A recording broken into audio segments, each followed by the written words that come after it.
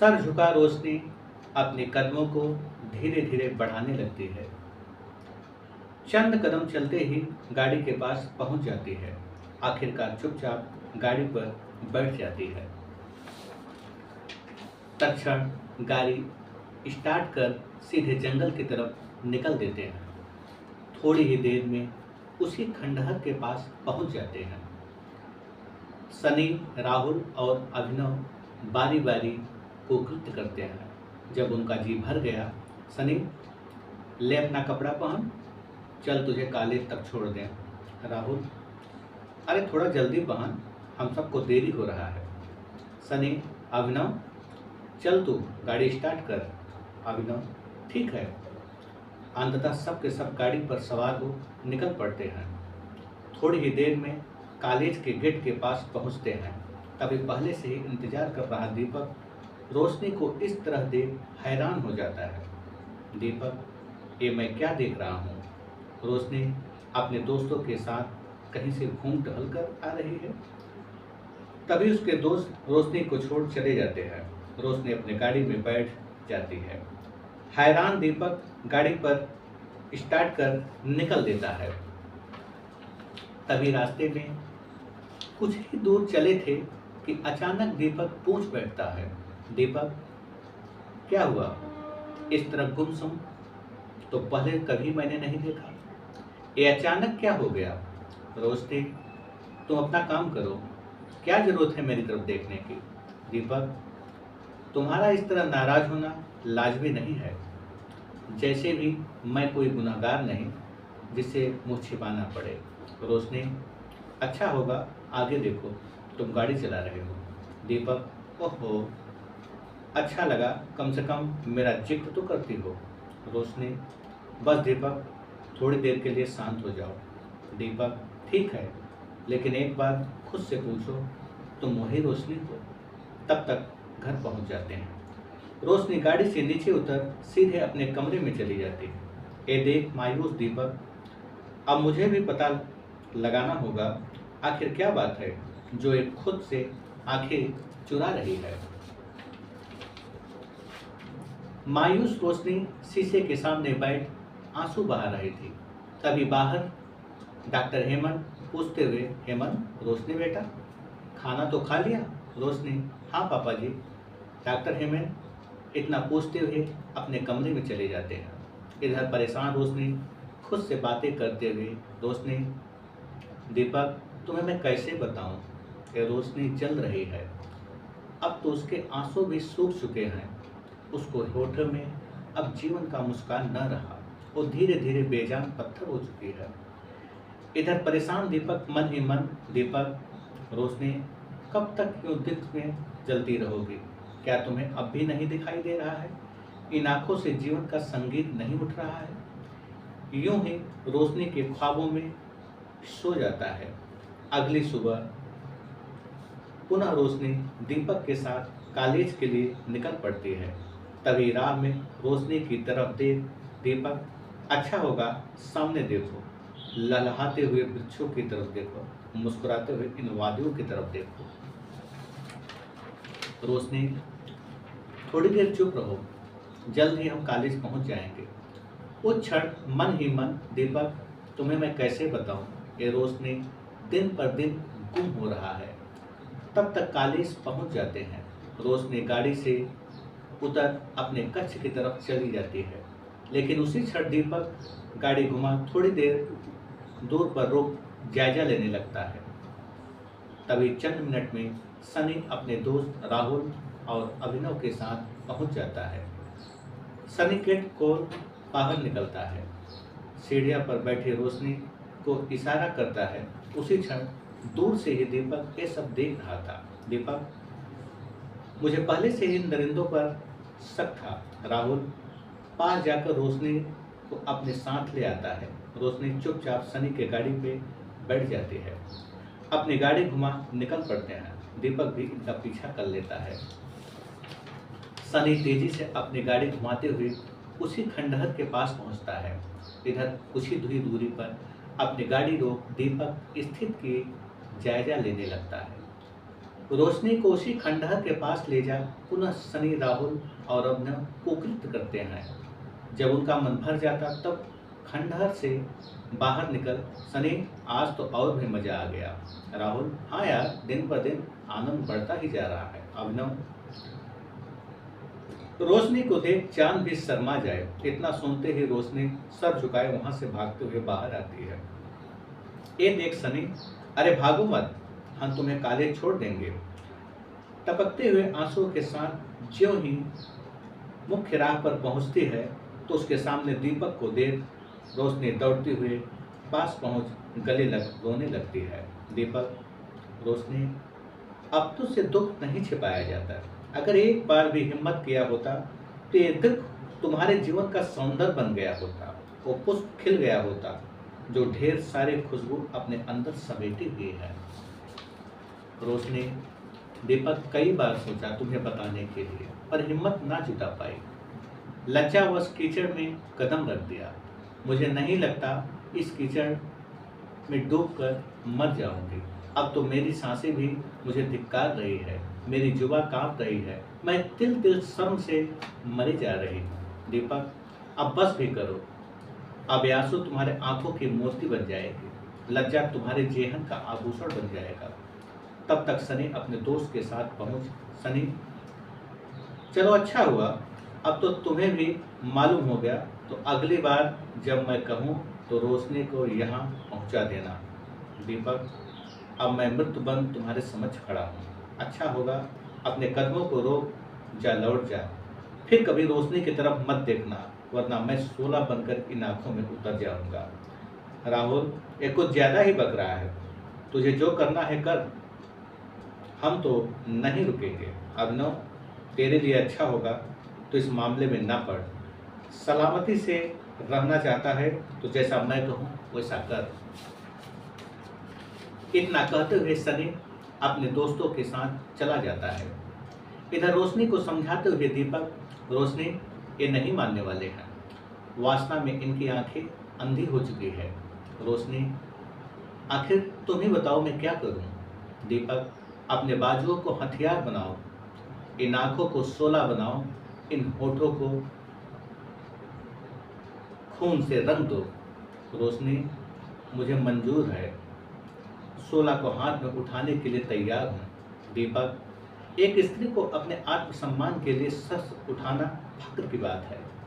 पुनः रोशनी की आंखों में उम्मीद की दिया जल जाता है, मानो उसके समझ आसमान नृत्य कर रहा हो। दीपक अपनी गाड़ी घुमाता है, रोशनी गाड़ी पर बैठ जाती है और सीधे वहां से घर की तरफ निकल पड़ता है। तभी रास्ते में दीपक, इन आंखों को नृत्य करते हुए आज देख रहा हूँ। रोशनी, दीपक प्रेम से भर गया, अब तो रोशनी समा बिखेर रहा है। बातों ही बातों में घर पहुंच जाते हैं। दीपक रोशनी को घर छोड़ अपने बचपन का साथी सुधांशु के पास पहुंचता है। अचानक दीपक को देख सुधांशु हैरान होता है। सुधांशु, दीपक, मेरे यार, तुमसे मिले हुए बरसों बीत गए।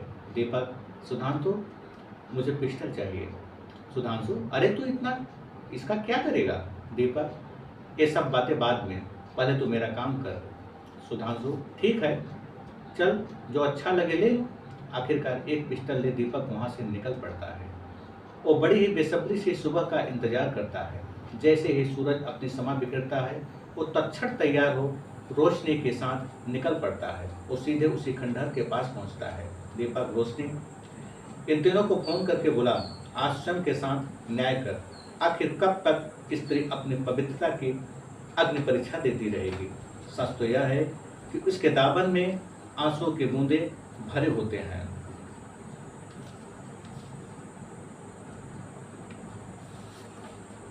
जागो और देखो, ये आंसू तुम्हें कमजोर बना रहे हैं।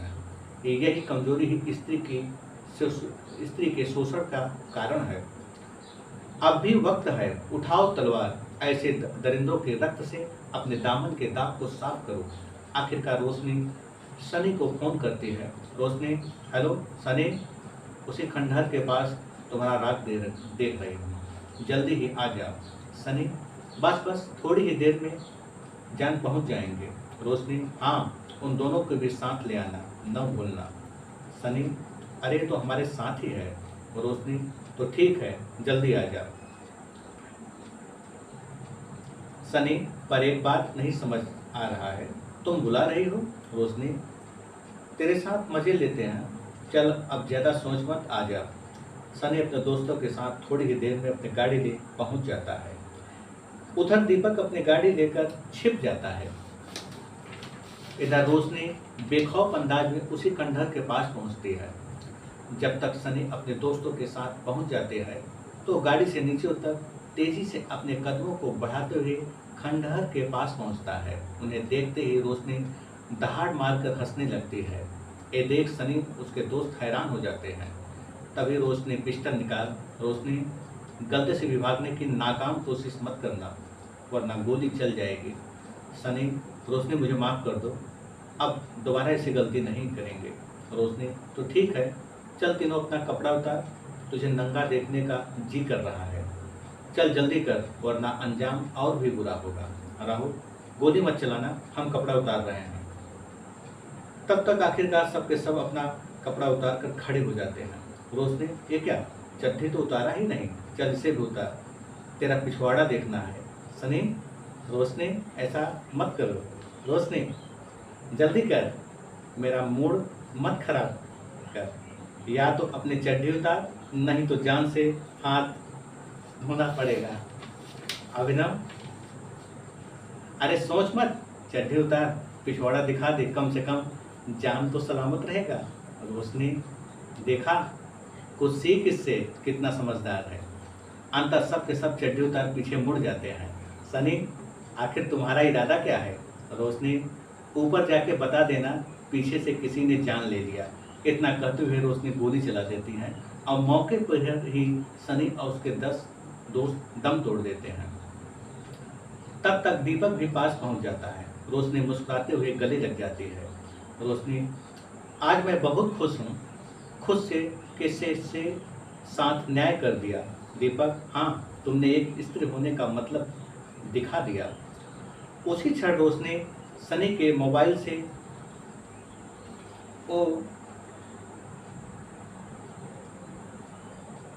वो वीडियो अपने मोबाइल में लेती है और उन सब के मोबाइल से वो वीडियो डिलीट कर देती है। दीपक पिस्टल ले रोशनी के साथ वहाँ से भाग जाता है और थोड़ी ही दूर पर नदी के पास वो पिस्टल फेंक वहाँ से भाग जाते हैं। आखिरकार कुछ ही देर में घर पहुँच जाते हैं। तभी रोशनी अपने पिता के पास पहुँच, रोशनी, पापा भोजन कर लिए? डॉक्टर हेमंत, हाँ बेटा, भोजन कर लिए, अब तू भी भोजन कर ले, देर काफ़ी हो चुका है। रोशनी, ठीक है पापा। उस क्षण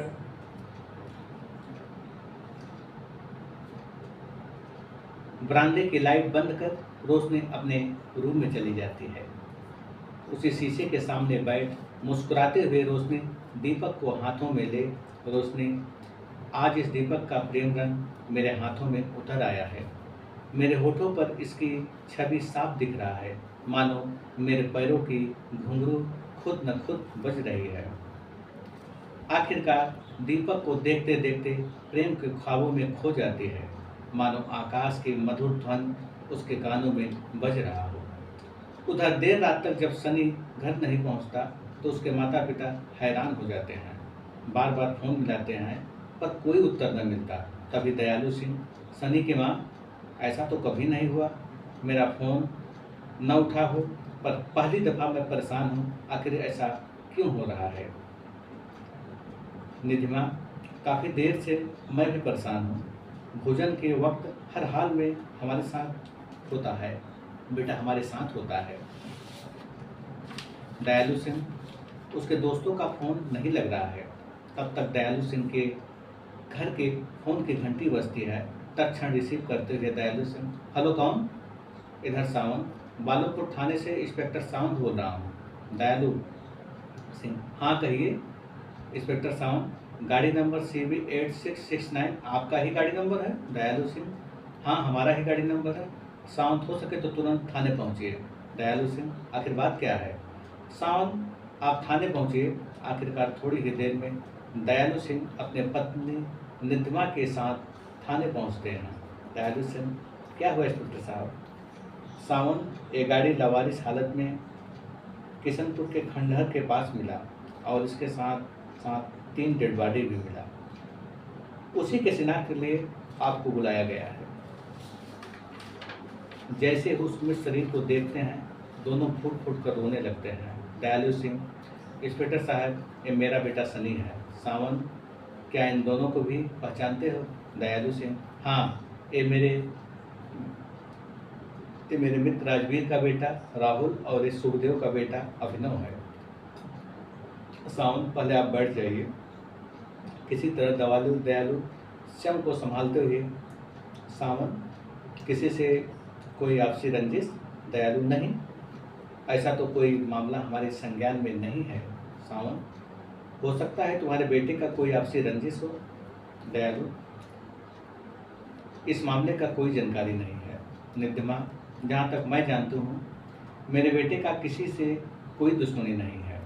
तभी इंस्पेक्टर जय सर के पास पहुँच, जय सर, राजवीर और सुखदेव को भी खबर दे दिए हैं। सावन, चलिए ठीक है।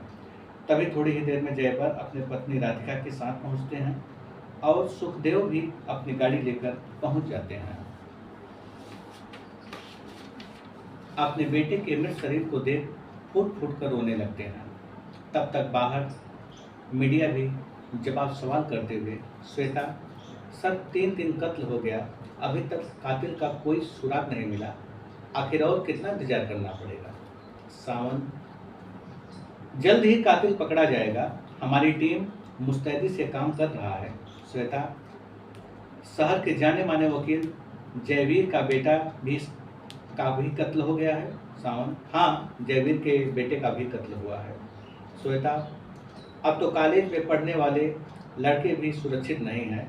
आप देख सकते हैं माँ बाप फुट फुट कर रो रहे हैं। इस वक्त इनसे बात करना मुश्किल हो रहा है। जैसे जानकारी के मुताबिक जयवीर के बेटे राहुल और रिटायर अफसर दयालु सिंह का बेटा सनी और प्राइवेट कंपनी में क्लर्क सुखदेव का बेटा अभिनव, इन दोनों का कत्ल हो गया है। अभी तक कातिल पुलिस की पकड़ से बाहर है। जैसे हमें इस संबंध में कोई जानकारी मिलेगा हम पुनः आप लोगों के समक्ष उपस्थित होंगे। मैं एबीपी न्यूज से श्वेता सिंह। अंत पोस्टमार्टम होने के बाद परिवार वालों को डेड बॉडी सौंप दी जाती है। आखिरकार सबके सब अपने बेटों को मुखाग्नि देते हैं। अगली सुबह इंस्पेक्टर मौके पर एक बार पुनः उस खंडहर का जायजा लेते हैं पर कोई सुराग हाथ न लगता है।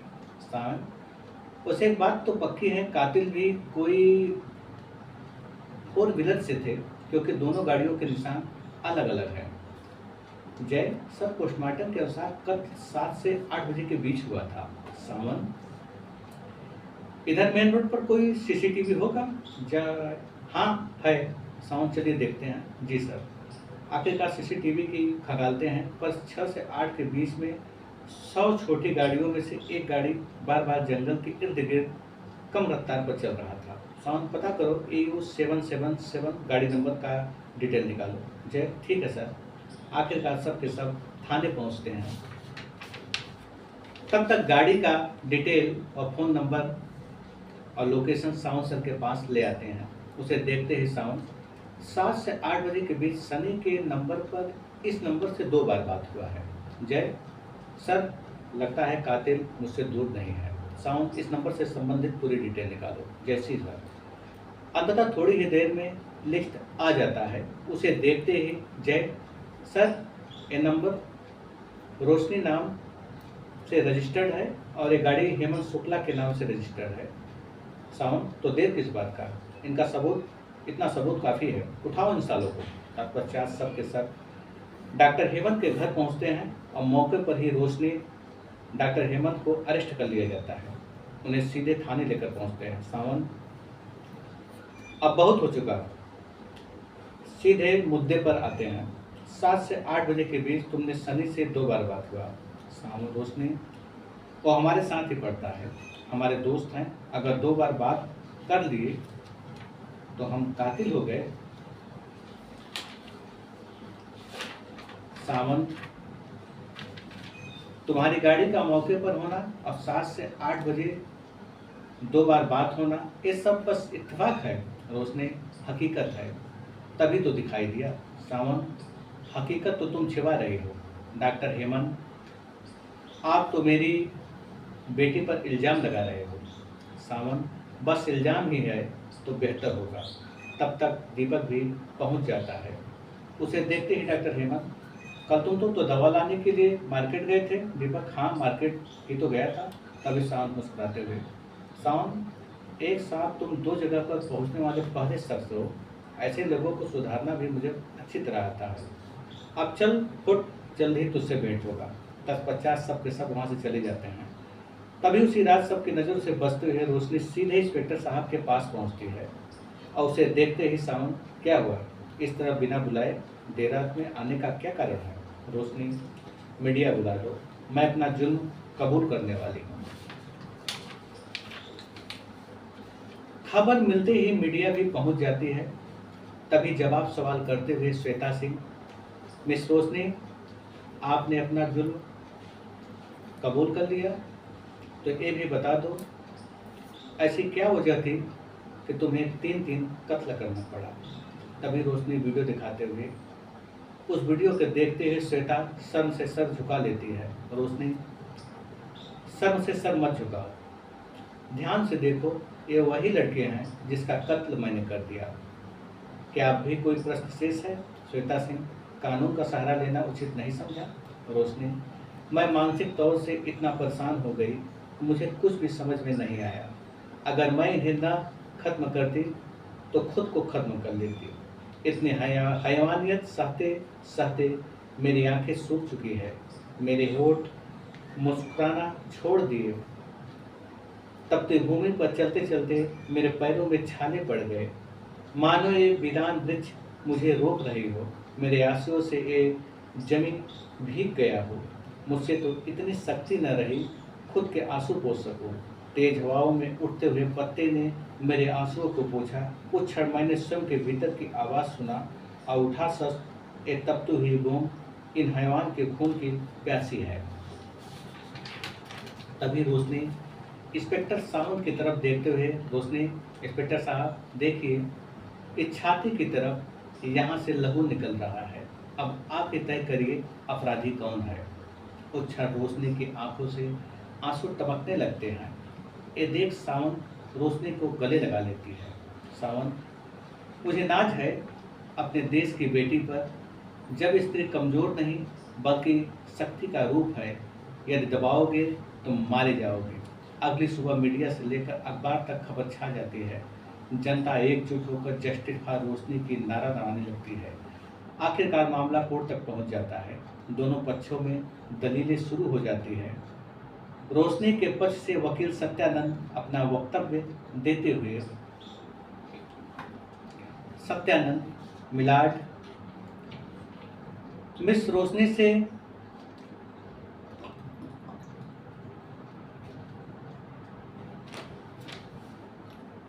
सनी, राहुल और अभिनव पार्टी के बहाने अपने फार्म हाउस पर साथ ले गए और उसी पार्टी के दौरान कोई नशीली दवा उसके ड्रिंक्स में मिलाकर पिला दिया। जब वह अचेत हो गई, ये तीनों लड़के उसके साथ शारीरिक संबंध बनाया, अपने निजी पल का वीडियो भी बनाया। इस वीडियो को दिखाकर मिस रोशनी के साथ बार बार कुटकुट किया गया। राजवीर, ऑब्जेक्शन मिलाड, मिस रोशनी का इसके साथ जाना, फिर साथ में पार्टी करना, तब तक कोई ज़बरदस्ती नहीं हुआ। उसके बाद और सभी मित्रों का चले जाना, रोशनी का रुक जाना, क्या ये साबित नहीं होता जो भी कुछ हुआ मिस रोशनी की सहमति से हुआ? सत्यानंद, ऑब्जेक्शन मिलाड, मिस रोशनी धोखे की शिकार हुई है। उसके ड्रिंक्स में बड़े ही चालाकी से नींद की गोली मिला दिया गया। उसके बाद सनी अपने दोनों दोस्त के साथ कुकृत्य किया। राजवीर, मिलाड, सच तो छुपाया जा रहा है। मिस रोशनी ड्रग्स की आदी थी। उसके बाद अक्सर इन लड़कों से संबंध बनाती थी। सत्यानंद, मिलाड, मेरे काबिल दोस्त इस केस को कुछ और ही रूप दे रहे हैं। मिस रोशनी पर ड्रग्स लेने का सीधा आरोप लगा रहे हैं। मैं इन्हीं से पूछता हूँ, तो ये ड्रग्स की व्यवस्था इनका बेटा ही करता होगा। तो इसका मतलब तीनों लड़कों ड्रग्स के आदी थे। राजवीर, मिलाड, मेरे काबिल दोस्त मुझ पर ही आरोप लगा रहे हैं। तुम्हारे कहने का मतलब अपने ही बेटों को ड्रग्स की व्यवस्था मैं करता हूँ था? सत्यानंद, मेरे कहने का मतलब तो जो है वो तो साफ है। रिपोर्ट में जो ऐसा कुछ है ही नहीं। ये तो मेरे काबिल दोस्त की मनगढ़ंत कहानी है। राजवीर, मिलाड, मिस रोज ने 3-3 कत्ल कर दिया, यहाँ मैं मनगढ़ंत कहानी बना रहा हूँ। मिलाड, आर्डर आर्डर, अगला पेशी कल मुवक्किल किया जाता है। आखिरकार कोर्ट का समापन हो जाता है। सब के सब कोर्ट से बाहर निकलते हैं। तभी डॉक्टर हेमंत मायूस होकर सत्यानंद की तरफ देखते हुए, सत्यानंद, आप चिंता न करें, बस इतना याद रखो, सच का सदैव विजय हुआ है और आज भी होगा। डॉक्टर हेमंत, वकील साहब, एक बेटे की इज्जत और मर्यादा की लड़ाई है, आपको जीतना ही होगा। वकील साहब सर हिलाते हुए अपनी गाड़ी में बैठ जाते हैं। उधर डॉक्टर हेमंत बेटी के साथ घर पहुंचते हैं। उस क्षण पिता को मायूस देख रोशनी, पापा मुझे माफ़ करना, इस मायूसी की मैं वजह बन गई। डॉक्टर हेमंत, तेरी माँ जब मेरे गोदी में तुझे छोड़कर चली गई तब तुम इतनी सी थी और मैं हमेशा तेरे एक मुस्कुराहट के लिए घंटों आंगन में घूमता रहता था। बरसों अधूरी नींद सोता रहा जिससे तेरी रुदन सुनाई पड़ जाए। फिर ऐसी मुश्किल की घड़ी में अपने बाप को भूल गई। रोशनी, पापा मैं हमेशा आपको मुस्कुराते हुए देखा, मुझे डर था कहीं मुस्कुराहट मेरी वजह से दूर न हो जाए, इसलिए अपने ही आंसू को पी गई। इतना कहते हुए रोशनी अपने पिता के गले लग रोने लगती है। हेमंत, नहीं मेरी बच्ची, ऐसा नहीं रोते, बस इतना याद रखना, कभी इस बाप को अकेले मत छोड़ना। रोशनी, पापा मुझसे भूल हो गई, मुश्किलों में आपने अपने पापा को मैं भूल गई, अब ऐसा भूल कभी भी नहीं होगा। हेमंत, अब सारी मुश्किलों को भूल जाओ, चलो भोजन करते हैं। रोशनी, जी पापा। तत्पश्चात रोशनी भोजन निकालती है, साथ साथ बैठ भोजन करती है। हेमंत अपने मेडिकल बुक को ले सीधे अपने कमरे में चले जाते हैं। इधर रोशनी साफ सफाई कर खुशी मन से उसी दर्पण के सामने खड़ी हो। रोशनी, दीपक देख, तेरी रोशनी के फोटो का मुस्कुराहट लौट आया है, मेरे हाथों की मेहंदी मुस्कुरा रही है, मेरे पैरों के घुंघरू बज रहे हैं, मानो चांदनी रात में मैं नृत्य कर रही हूँ। आखिरकार मुस्कुराते हुए शांत मन से आनंद में खो जाती है।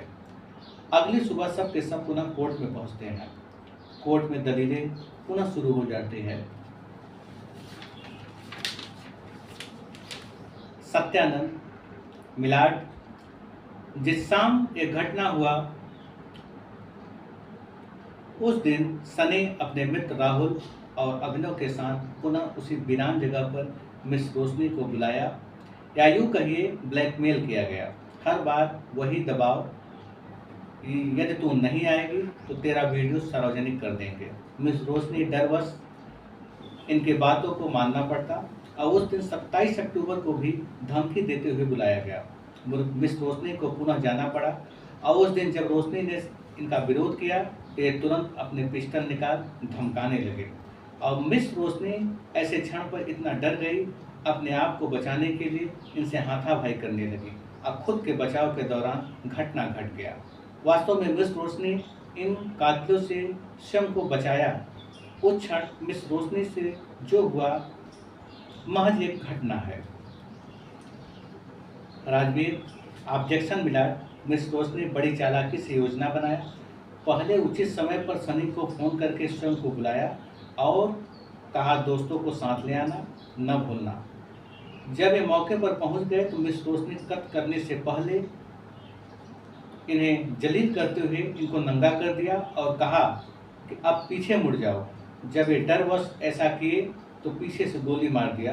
ये कोई घटना नहीं बल्कि योजना बनाकर कत्ल किया गया है। सत्यानंद, मिलाड, फोन तो मिस रोशनी ही नहीं किया, महज वो बार बार समझा रही थी कि मुझे छोड़ दो, मेरे आत्मसम्मान के साथ और कितना खिलवाड़ करोगे, पर ये कहाँ मानने वाले हैं। सनी ने कहा, ठीक है, उसी स्थान पर मिलो तो बताएंगे। मिस रोशनी इनका इंतजार करने लगी। जब ये मौके पर सनी अपने दोस्तों राहुल और अभिनव के साथ पहुंचे तो फिर से तीनों मिस रोशनी के साथ जबरदस्ती करने लगे, पर इस बार रोशनी ने इनका विरोध किया और सन को बचाव किया। अब आप ही तय करिए कि अपराधी कौन है। मिलाड जेके, इस क्लिप से साफ जाहिर है रोशनी को ब्लैकमेल किया गया है। अगर ये मान भी लिया जाए कि रोशनी अपनी रजामंदी से संबंध बना रही थी तो वीडियो बनाने का क्या मतलब है। राजवीर, मिलाड, मैं मान भी लिया जाए कि इन लड़कों के आपत्तिजनक वीडियो बनाया तो मिस रोशनी को यह हक किसने दिया जो इन तीनों का कत्ल कर दिया। सत्यानंद, मिलाड, एक कत्ल नहीं है, मिस रोशनी ने अपना बचाव किया। महज यह एक घटना है।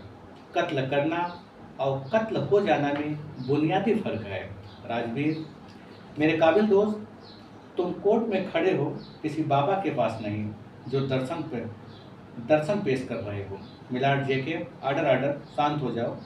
अगला पेशी कल के लिए मुवक्किल की जाती है। इतना कहते हुए जज साहब उठ जाते हैं।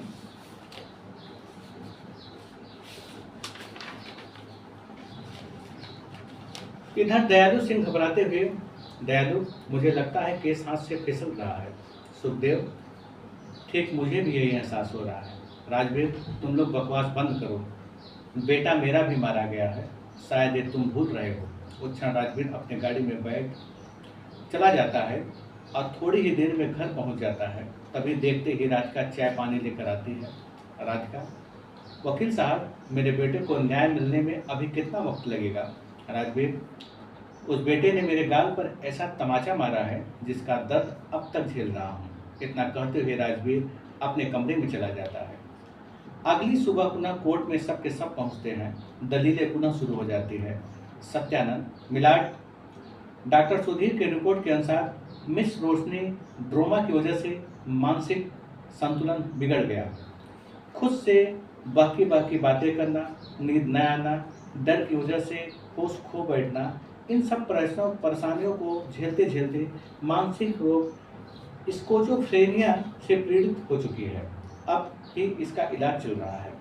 मिस रोशनी, सनी, उसके दोस्तों के टार्चर की वजह से भयंकर रोग से पीड़ित है। उसे तो ये भी ज्ञात नहीं है कि उसके साथ क्या हुआ और क्या कर बैठी। पूरी तरह इस रोग की वजह से होश खो बैठी है। इसलिए मिस रोशनी घटना की शिकार हुई है। राजवीर, ऑब्जेक्शन। मिलाड, मेरे काबिल दोस्त किसी हिंदी फिल्म देख कर आए हुए हैं जो मनगढ़ंत कहानी सुना रहे हैं। पूरा घटना पागलपन की तरफ ले जा रहे हैं। जब तक कि मिस रोशनी पूरे होश में कत्ल किया है और मौका पाते ही वहां से भाग गई और 3 कत्ल हुआ है, इसे मात्र एक घटना का संज्ञान दिया जा रहा है। सत्यानंद, मिलाड, कत्ल हुआ है, कत्ल किया नहीं गया है। शम के बचाव मिस रोशनी के साथ सिर्फ घटना घटी और कुछ नहीं। अब आप ही तय करिए अपराधी कौन है। राजवीर, मिलाड, मिस रोशनी को बचाने के लिए कोई गुनाहगार किया जा रहा है। मेरे दोस्त धारा 302 और 201 को महज एक घटना बता रहे हैं। सत्यानंद, आप तो धारा 376, 415 और 354 की बात नहीं कर रहे हो। मिलाड, आर्डर, मेडिकल रिपोर्ट के अनुसार मिस रोशनी मानसिक रोग स्किज़ोफ्रेनिया की शिकार हो गई। राजवीर, मिलाड, आपसे पुनः गुजारिश है, एक बार मिस रोशनी का किसी अन्य डॉक्टर से मानसिक परीक्षण कराया जाए। मिलाड, ठीक है, मिस रोशनी इंस्पेक्टर सावंत की निगरानी में पुनः मानसिक परीक्षण किसी अन्य डॉक्टर के संज्ञान में कराया जाए। जज साहब आर्डर देते हुए चले जाते हैं। इधर श्वेता सिंह, आज न्यूज़ से संबोधन करते हुए श्वेता सिंह मिली जानकारी के अनुसार आज फैसला होते होते पुनः रुक गया। उसके पीछे वजह मिस रोशनी का पुनः मानसिक परीक्षण इंस्पेक्टर सावंत के निगरानी में होगा। मिस रोशनी 90 दिनों से उसका शारीरिक और मानसिक शोषण हुआ है, जिसकी वजह से मानसिक संतुलन बिगड़ गया है, जिससे स्किज़ोफ्रेनिया रोग से ग्रसित हो गई है। देशवासी दुआ कर रहे हैं कि मिस रोशनी को जल्द ही न्याय मिले। अब कोर्ट में पुनः मिस रोशनी का मानसिक शोषण न होने पाए। हम सब मिस रोशनी के साथ खड़े हैं। साथ साथ ये बताना चाहूँगी कि भारत का इतिहास गवाह है, जहाँ स्त्रियों के सम्मान के लिए पुरुषों ने रक्त बहाया है, पर आज स्त्री होना मजबूरी है। मैं आज न्यूज़ से श्वेता सेन। इधर इंस्पेक्टर साहब मिस रोशनी साथ ले जाने के लिए घर पहुंचते हैं। सावंत, सर अब देर न करिए, आज ही डॉक्टर सुधीर से मिलना होगा, कल पुनः पेशी है। डॉक्टर हेमंत, इंस्पेक्टर साहब, सावंत, न्याय के लिए बेटी को कदम कदम पर भीख मांगना पड़ेगा। सावंत, भरोसा रखो, अगला कदम जीत के दहलीज पर होगा। तभी दीपक समझाते हुए, दीपक, हमें कदम आगे बढ़ाना होगा। अब स्त्री को कोई कमजोर और मजबूर समझने के भूल नहीं करेगा। उनकी बातें सुन रोशनी, पापा चलिए, ये आखिरी कदम स्त्री की रोशनी को कायम रखेगा। आखिरकार जैसे ही सब के सब जाने को होते हैं, तभी दीनानाथ भी पहुंच जाता है। डॉक्टर हेमंत को देखते ही दीनानाथ, हेमंत, इतना सब कुछ हो गया, मुझे एक पल के लिए भी याद नहीं किया।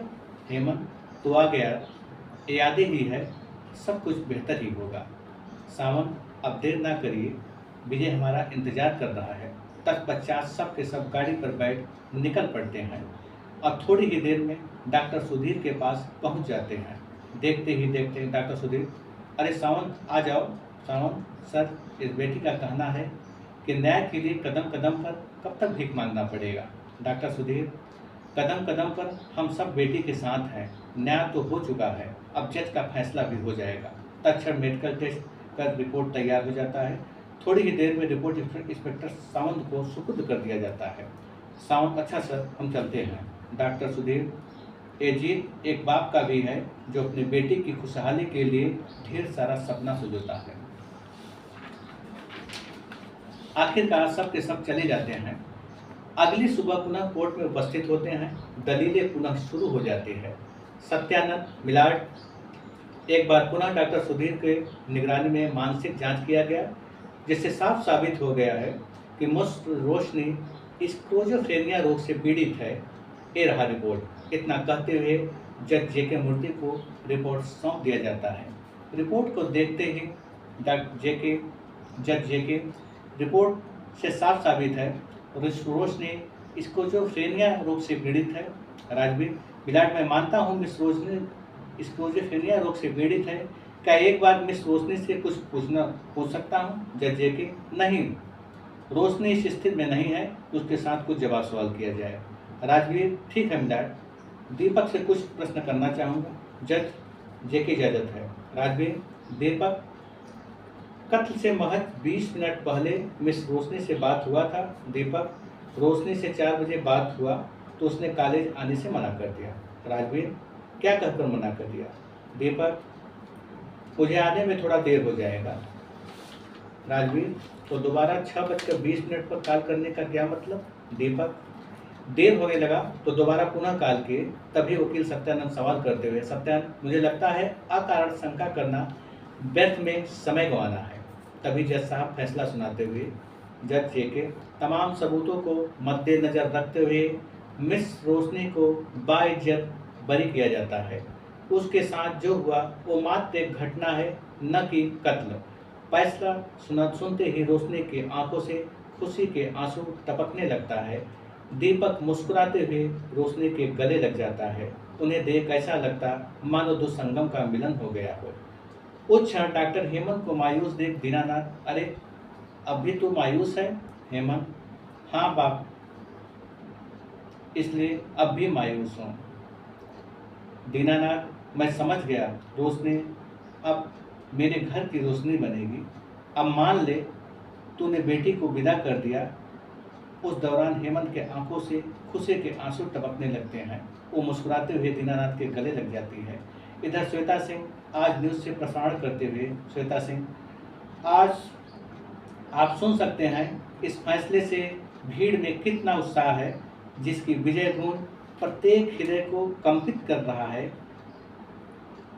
स्त्री प्रेम की देवी है, जिसकी कोख में प्रेम का फूल खिलता है। उस कोख का अपमान करना किसी पुरुष को शोभा नहीं देता है। कृपया ये कहानी अच्छी लगे इसे लाइक और सब्सक्राइब करें।